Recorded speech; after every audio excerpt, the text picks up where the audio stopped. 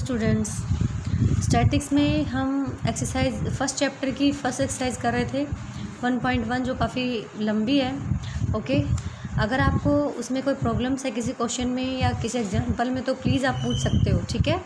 और आज हम इसके बचे हुए क्वेश्चन करते हैं। तो नेक्स्ट क्वेश्चन है आपका, the resultant of two forces, दो फोर्सेस का resultant P and Q acting along the lines O A and O B respectively is at right angle to O A. That means इसने दो बातें बोल दी कि आपके दो फोर्सेस हैं, कौन कौन से, पी और क्यू। पी जो है वो आपका ये बेटा पी है आपका, ये किसके अलोंग वर्क कर रहा है, ओ ए के अलोंग। और क्यू जो है वो आपका ओ बी के अलोंग वर्क कर रहा है। ओके, और उनका जो रिजल्टेंट है ओ सी इज़ परपेंडिकुलर किस पे, ओ ए पे।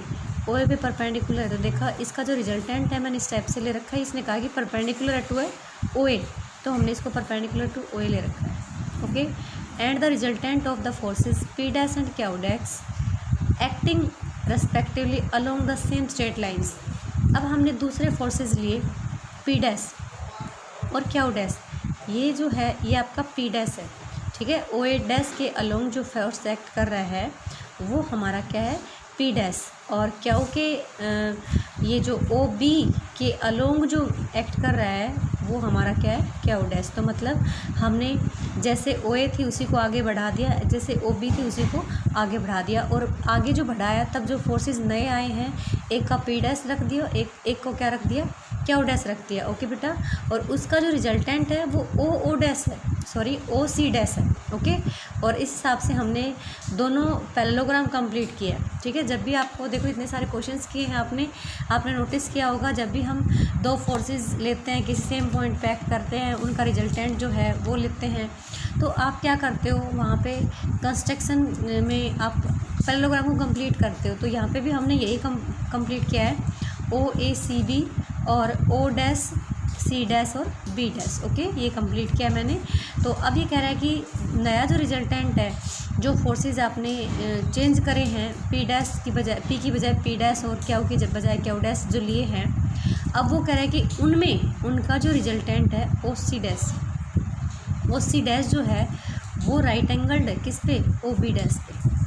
मतलब पहले वाले का जो रिजल्टेंट है वो तो ओ ए पे 90 डिग्री है, और सेकंड जो फोर्सेस दो हमने सेकंड टाइप के जो फोर्सेस लिए हैं वो किस पे 90 डिग्री एक्ट कर रहे हैं, वो ओ बी डैश के साथ कर रहे हैं, ठीक है। और हमने दोनों फोर्सेस जो थे उनके बीच का एंगल क्या ले लिया, let alpha be the angle between P and Q forces respectively. Alpha हमने दोनों फोर्सेस पी एंड क्यू के बीच का एंगल ले लिया, सिंस हमने the resultant of P and Q, इसने कहा है कि पी और क्यू जो है उनका जो रिजल्टेंट है पी के साथ राइट एंगल बनाता है, तो हमने ले लिया। अब देखिए इसने आर के बारे में कुछ जिक्र नहीं किया, तो हम मैग्नीट्यूड क्यों ले, हम किसके बारे में लेंगे, हम डायरेक्शन लेंगे, क्योंकि सिर्फ इसने राइट एंगल बोला है ना। तो okay, tan 90 degree is equal to आपका क्या लेते हो, tan theta is equal to लेते हो आप Q cos alpha sine alpha upon में पी प्लस में क्यू कोस अल्फ़ा। ओके, मैंने रख दिया। अब देखिए आपका tan 90 क्या होता है बेटा, आपका इन्फिनिटी होता है। और इन्फिनिटी आपका कब मिलता है, जब किसी भी फ्रैक्शन में उसका डिनोमिनेटर क्या बने, जीरो बने, तो हमारा क्या बनता है, जीरो बनता है, इन्फिनिटी बनता है। तो दैट मीन्स हमने क्या रख दिया, P plus Q cos alpha is equal to zero. यहाँ से हमने किसकी वैल्यू निकाल ली है, हमने कोस अल्फ़ा की वैल्यू निकाली, जो हमारे पास क्या आई है, माइनस पी बाई क्यू आई है। ओके, अकॉर्डिंग टू दिस हमने कोस अल्फ़ा निकाल लिया, इसको हमने इक्वेशन नंबर किसका नाम दे दिया, 1 का नाम दिया। अभी दूसरी जो कंडीशन बोल रहा है कि आपका जो नए जो फोर्सेस हैं पी डैश और क्यू डैश, उनका जो रिजल्टेंट है आर डैश, हमने उसको आर डैश का नाम दे दिया, और वो जो रिजल्टेंट है वो ओ बी डैश के साथ 90 एंगल बना रहा है। तो चीज़ देखिए हमने वैसा ही लिया, the resultant of the forces P dash and Q dash which are represented by O A dash and O B dash respectively, और वो राइट एंगल है किस पे, क्यू पे। ओके, तो tan 90, अब देखिए यहाँ से आपका चेंज हो जाएगा ना फोर्सेस।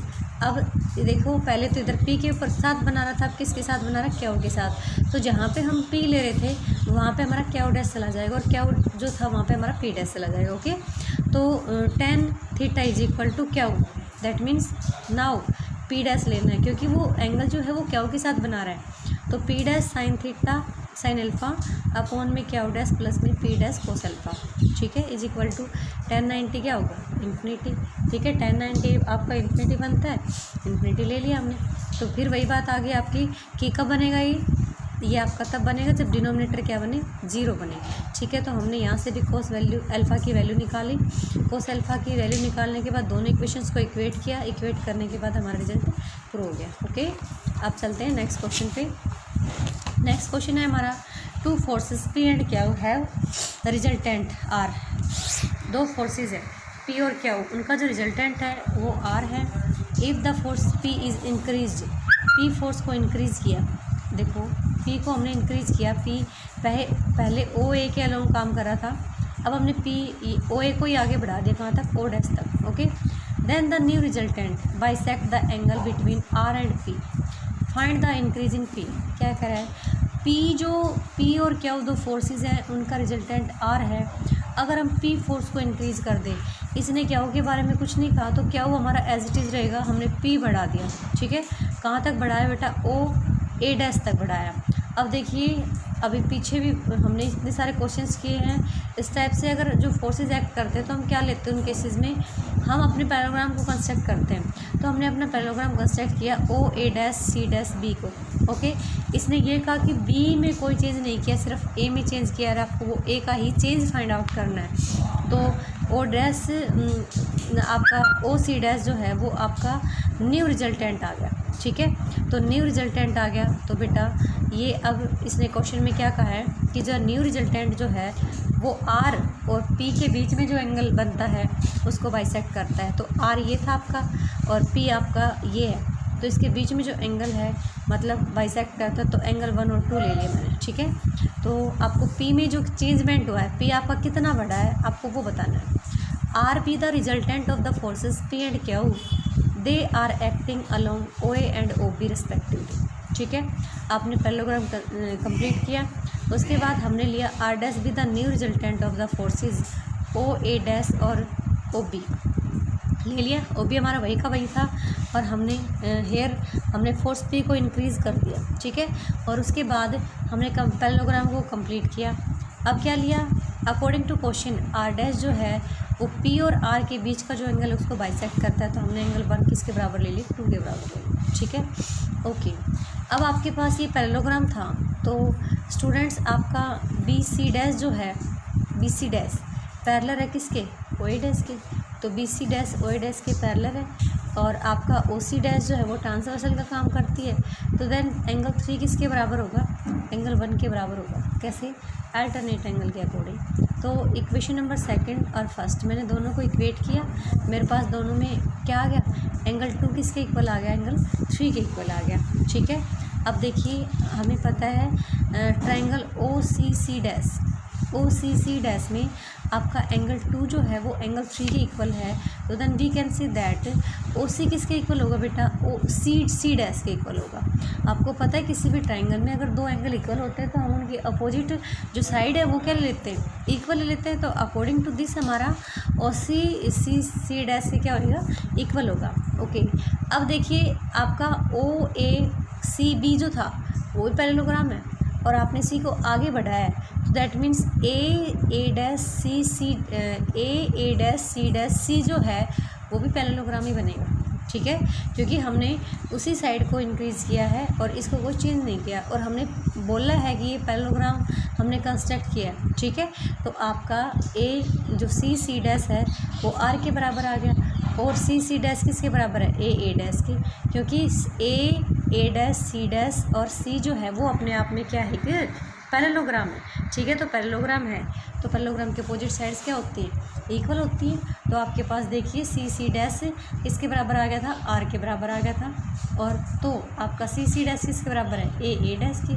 तो आप देखिए ए और ए डैश की जो वैल्यू है वो कितनी है, वो आर के बराबर है। तो हम क्या कहेंगे कि हमारा जो पी है वो किसके साथ इंक्रीज़ हुआ है, आर के साथ। पी को जो हमने बढ़ाया है वो आर उसमें इंक्रीजमेंट हुआ है, और क्यू जो है वो हमारा नो चेंज है।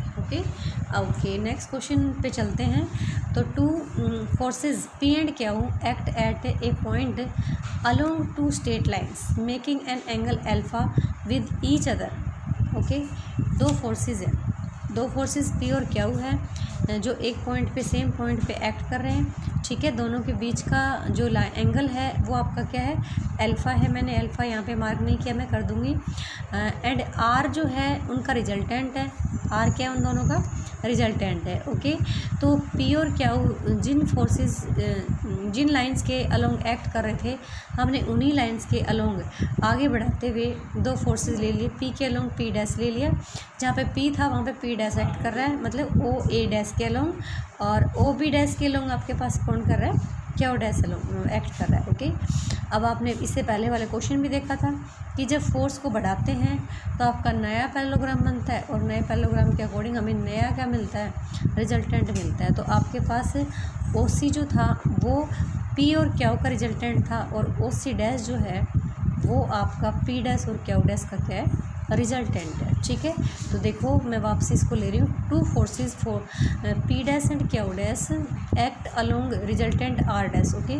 देन प्रूव करो ना आपको angle between the line of action of the resultants is ये, मतलब दोनों जो रिजल्टेंट्स हैं, पहले पी और क्यू फोर्सेस के रिजल्टेंट को आर का नाम दिया है, और सी जो पी डैश और क्यू डैश जो है उनके रिजल्टेंट का नाम क्या दिया हमने, पी डैश दिया, सॉरी आर डैश दिया। तो ये कह रहे हैं कि दोनों जो फोर्सेस हैं रिजल्टेंट है आर और आर डैश, दिख रहा है ना आपको, आर और आर डैश के बीच का जो एंगल है वो आपको ये एक्सप्रेस करना है, ये निकालना है, ठीक है। तो देखिए इसको निकालने के लिए हमने क्या किया, मैंने फाई ले लिया, ये दोनों जो रिजल्टेंट है उनके बीच का एंगल क्या ले लिया, मैंने फाई ले लिया, और ओ सी पी के साथ जो एंगल बना रहा है उसको क्या ले लिया, थीटा 1, और सॉरी ओ सी डैश के साथ जो एंगल बना रहा है उसको मैंने ले लिया थीटा 1, और इसके साथ जो एंगल बना रहा है उसको ले लिया थीटा 2, ठीक है। तो यहाँ पे देखिए R with resultant of forces P and Q, ठीक है, ओके। और आर आपका they are acting along O A और O B, and R acting along O C, ठीक है। आर जो है रिजल्टेंट जो ए सी के अलोंग लिया गया आपने, ओके। आर डैश आपका न्यू रिजल्टेंट है of the forces P dash and Q dash, they are acting along O A dash and O B dash, okay. अब लिया मैंने फाई, दोनों जो रिजल्टेंट की जो लाइन ऑफ एक्शन थी उनके बीच का एंगल ले लिया। Let R with resultant and R dash make an angle theta 1, R dash जो है वो थीटा 1 एंगल बनाता है, और आर जो है वो थीटा 1 एंगल बना रहा है बेटा, और R2 जो है वो आपका आर जो है वो ओ ए डैश के साथ थीटा 1, पहला जो रिजल्टेंट है वो थीटा 1 एंगल बना रहा है, सेकंड जो रिजल्टेंट है आर डैश वो ओ ए के साथ थीटा 2 एंगल बना रहा है, ओके। अब देखिए फाई जो है आप क्या ले सकते हो, जैसे ये आपका फाई जो है वो थीटा 2 माइनस में क्या बन गया, थीटा 1, मतलब इन दोनों का जो डिफरेंस है उसी को तो फाई का नाम दिया है हमने, ठीक है। मैंने क्रोले में बताया था कि हमने ये ट्रिग्नोमेट्री रेशियो अप्लाई करके वहाँ पे ये चीज़ें निकाली थी, तो बेटा ये थोड़ा सा आपको याद रखना पड़ेगा। साइन थीटा 1, हम साइन थीटा 1 निकालते हैं क्यू साइन अल्फा अपोन में आर, और साइन थीटा 2 ऐसे निकाल लेंगे साइन बी और cos B, sine theta 1 Q sine alpha upon में R, and sine theta 2 Q dash sine alpha upon में आर डैश, ओके। ऐसे ही हमने किसको निकाला, ऐसे हमने कोस थीटा 1 को निकाला और कोस थीटा 2 को, तो कोस थीटा 1 आपका है P plus Q cos alpha upon में आर, और कोस थीटा 2 है P dash plus Q dash cos alpha upon में आर डैश, ओके। अब देखिए मुझे वहाँ पे कोस इनवर्स समथिंग दिखाना था एंगल में, तो हम फाई के साथ क्या लगा देंगे, कोस लगा देंगे। और फाई आपने क्या लिया था, फाई आपने लिया था थीटा 1 माइनस में, आप वहाँ पे थीटा 1 माइनस थीटा 2 भी ले सकते हो, थीटा 2 माइनस थीटा 1 भी ले सकते हो, नो प्रॉब्लम, ओके। तो कोस थीटा 2 माइनस थीटा 1, आपने कोस ए माइनस बी की प्रॉपर्टी को खोला, cos theta 2 plus cos theta 2 into cos theta 1 plus sign theta 1 into में साइन थीटा 2, आगे पीछे लिख सकते हो, नोट वरी। अब क्या किया, सभी की वैल्यूज़ डाल दी इसमें, ठीक है, सभी की वैल्यू डाली, साइन की भी कोस की भी, इन दोनों को मल्टीप्लाई किया, इधर से इन दोनों का किया, और हमने सबका जो एलसीएम था वो आर डैश ले लिया, ओके। लेने के बाद हमने टर्म्स को कंबाइन किया, टर्म्स को कंबाइन करने के बाद देखिए आपके पास ये 1 बन गया और ये बन गया। अब ये आपने कोस फाई मान रखा था, तो कोस फाई की वैल्यू ये आ गई, तो आपको फाई चाहिए था ना, मतलब एंगल बिटवीन बोथ रिजल्टेंट्स, तो phi is equal to cos inverse ही आ जाएगा। Okay, thank you. हमारी फर्स्ट एक्सरसाइज कंप्लीट हो गई। अगर आपको कोई प्रॉब्लम है तो you can ask me. Okay.